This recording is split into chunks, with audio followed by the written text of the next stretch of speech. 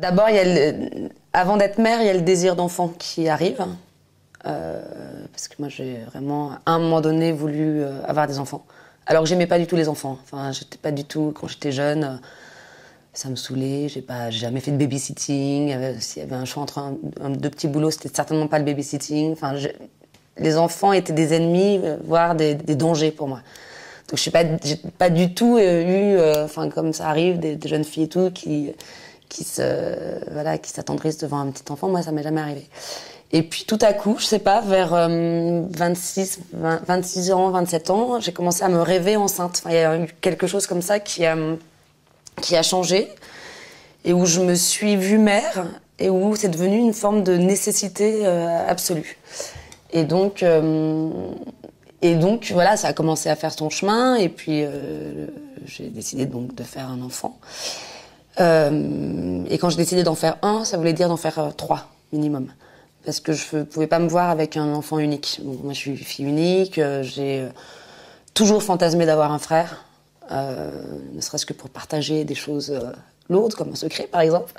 Et donc, pour moi, c'était évident qu'il fallait une famille nombreuse, des enfants, de la vie, des cris, et puis surtout l'idée qu'ils soient forts ensemble contre les parents, enfin, que de toute façon ils forment une entité qui soit suffisamment solidaire pour, si le moindre truc qui arrive, ils soient ensemble. Donc voilà, j'ai eu une première grossesse qui s'est mal terminée parce que j'avais perdu les os sans m'en apercevoir, etc. Donc c'était un peu traumatique. J'ai fait un avortement thérapeutique. Donc voilà, ça c'était le premier enfant, on peut dire, d'une certaine manière, parce que c'était quand même, enfin voilà, c'était un enfant. Et puis c'est très difficile après, ça, on n'en parle pas beaucoup, de faire le deuil d'un enfant qui n'est pas né. Enfin, qui est né, mais qu'on n'a pas pu voir, ou enfin on nous propose toujours de voir, hein, mais qui a un nom, mais qui n'a pas d'histoire. Enfin. Et donc c'est quelque chose de compliqué parce que pour les autres ça n'existe pas. Enfin c'est juste quelque chose de difficile physiquement, moralement, etc. Mais faire le deuil d'un fantasme en fait, et en même temps d'une réalité parce qu'on l'a porté dans son corps, c'est très très compliqué parce que parce qu'encore il n'a pas encore existé et en même temps il a totalement existé. Donc voilà, une fois passé ce moment de mélancolie. J'ai eu mon premier enfant qui est né.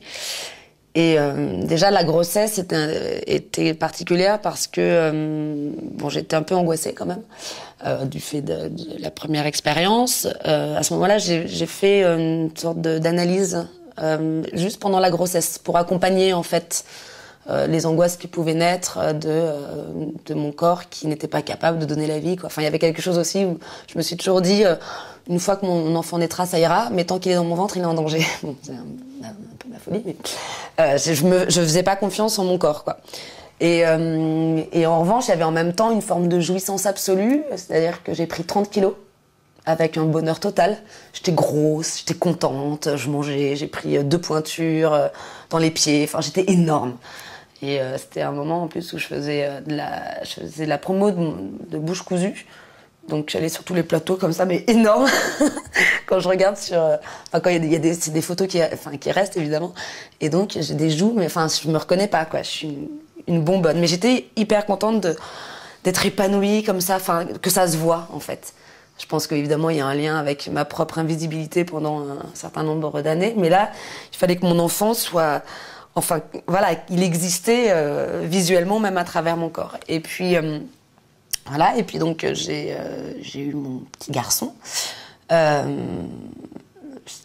L'accouchement s'est pas très bien passé, ça s'est terminé par une césarienne, ça a duré 15 heures, enfin bon, il sortait. Et donc j'étais épuisée, mais je sais pas, folle de bonheur, quoi. Il y avait un truc où tout à coup ça a comblé quelque chose. Enfin je sais pas, on peut pas raconter ce que c'est, quoi. Je pense que le fait d'avoir un garçon et donc un sexe opposé, donc une altérité biologique, me permettait d'être une mère sans une angoisse et sans le fantasme de la fusion, de la je sais pas, de la maternité toute puissante, enfin sans cette angoisse-là de ma part. Et je pensais que ça réglerait plein de choses. Et effectivement, j'ai jamais été angoissée une fois que j'ai eu mon fils. Enfin, angoissée, si, il y a toujours les angoisses que les mères ont. Enfin, on va quand même vérifier s'il dort bien, s'il respire, enfin, voilà, il y a toutes ces angoisses-là qui existent. Mais je lui ai toujours fait assez confiance et ça a toujours été assez simple en réalité. Et voilà, donc j'étais totalement folle de mon fils. Je le suis toujours, hein, mais un truc, enfin, ça m'a transformé la maternité. Ça m'a inscrit dans le monde. Ça m'a inscrit dans ma propre filiation. Ça a remis les choses à leur place. J'étais plus seulement une fille. Enfin, j'étais une mère, quoi. Tout à coup, j'appartenais à une lignée et pas seulement à un père. Enfin, pas une histoire qui commençait à partir de mon père. Et aussi par rapport à ma mère, ça a beaucoup replacé les choses. Je suis devenue grand-mère. Il y avait un tiers qui permettait d'avoir une relation beaucoup plus simple, beaucoup plus apaisée, moins fusionnelle justement. Et donc ça a replacé tout en fait. Donc pour ça, je trouve que c'est formidable aussi. Et puis voilà, c'est quand même une expérience d'amour fou. Enfin, c'est inouï quoi. C'est génial. Quand on n'a qu'un enfant, on l'emmène partout. On est trois. Donc il y a le couple avec son fils, son enfant. Enfin, en l'occurrence, c'était un fils. On n'a pas changé radicalement de mode de vie. On pouvait l'amener partout. Enfin, avant qu'il rentre à l'école, il n'y avait pas de. Enfin, c'est facile, quoi. Ensuite, quand on a d'autres enfants, ce que je voulais. Donc là, après, j'ai eu des filles et j'étais ravie d'avoir des filles parce que là, tout à coup, mon angoisse était levée, donc la porte était ouverte pour les filles. Et j'adore avoir des filles. Je trouve que c'est génial aussi. Enfin, c'est formidable. Et il y avait plus du tout ce truc de projection, de l'angoisse, de rapport maternel à la fille. Enfin, bref. Et à partir du moment où on a 2 et 3, c'est la vie de famille qui prend le pas sur la vie de couple.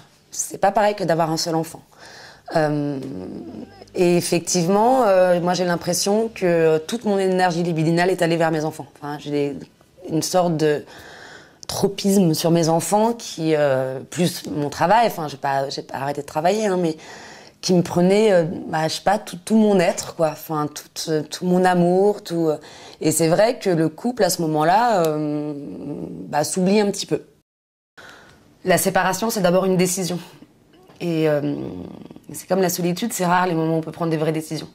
Et prendre une décision, c'est prendre une décision pour soi, pas pour les autres. En l'occurrence, se séparer, on ne la prend pas pour les autres parce que justement, on a des enfants, donc c'est une décision qui n'est pas pour eux, même si c'est quand même pour eux, parce que si on se sépare, c'est qu'on sait bien qu'ils seront, que ça fonctionne pas bien et que donc quelque part ils vont aussi en souffrir. Hein, donc, mais néanmoins, c'est quand même pour soi, c'est-à-dire c'est prendre en compte sa vie à soi.